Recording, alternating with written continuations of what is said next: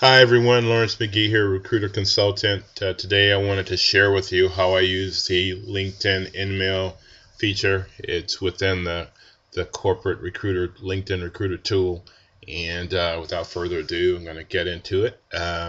So as you can see here from my screenshot, first thing I do is, and I didn't go over the search feature. That's pretty easy. You use the advanced search feature to find your target or your prospects. And I generally just use some search terms, and I start with a very broad approach, and then I look at the results and I keep refining it until I find the exact people that I'm searching for.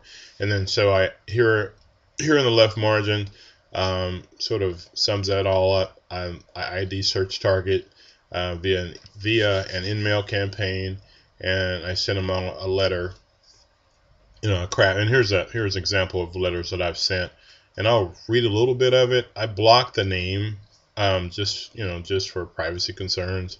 And actually, this person that I approached here wasn't interested, but ended up referring a coworker to me. But anyway, dear so-and-so, I was wondering if I could enlist your help. I noticed your impressive background in integrity management engineering and thought you may know of someone. Basically, I'm just asking if they know of someone with that background, and giving them my contact information. And the client that I did this search for, I was actually on site as a contract recruiter, and I was told that this search would take a while because the last time they hired a person with this background, it took over a year to find them. And just to let you know, I was able to find this person within 55 days, and that's including the search and getting them in for interviews and making the offer and just doing the final close. So I was able to do that within 55 days. So compare that to over a year it took the client last time. So they were very impressed. They were very happy. The candidate was happy. So it's a win-win for everyone. So anyway, I sent this note out, and on this date, April, as you can see, April 13th, 2012 here. And then 10 days later, on April 23rd, I got a note from one of the targets, and basically, they weren't interested, but they said they would forward my contact information to a peer that worked in the same department. And then, so I was able to, like I said, bring this person in, interview him, make the offer, close them, and so forth. And then, so on June the 18th, I sent a thank you note to the person that referred this candidate to me, and I basically went, "Hi, I wanted to thank you for your help. Please stay in touch for future reference. Yada yada. Thanks, Larry McGee." So I typically send a thank you note and an invite to join my network if they're not already in my network.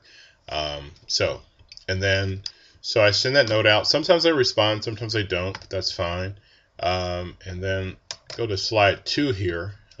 This person finally responded, and again, I blocked out some information here just for privacy concerns, because this was a direct message from that person, so I didn't want to reveal their name.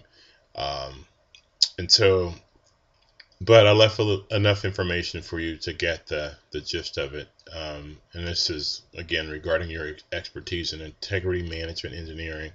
And again, I blocked out their email address, their name, and their phone number. But anyway, this person responded, and so this person said, "My apologies for not responding sooner. I have been busy learning various aspects of my new job and traveling." So that's probably one of the reasons why this person wasn't interested when I contacted them, because they had just started a new job. But I heard from Steve that the opportunity panned out well. I am so happy I could be of assistance. Feel free to stay in touch. I would like to grow my network and stay in the loop, just in case you ever have a spot you think I would be interested in. I hope you would keep me in mind. So this is a potential candidate that that I could possibly recruit in the future. So there you go. You can use this technique. It does work. You can reach out to, you can have access to so many people using this technique.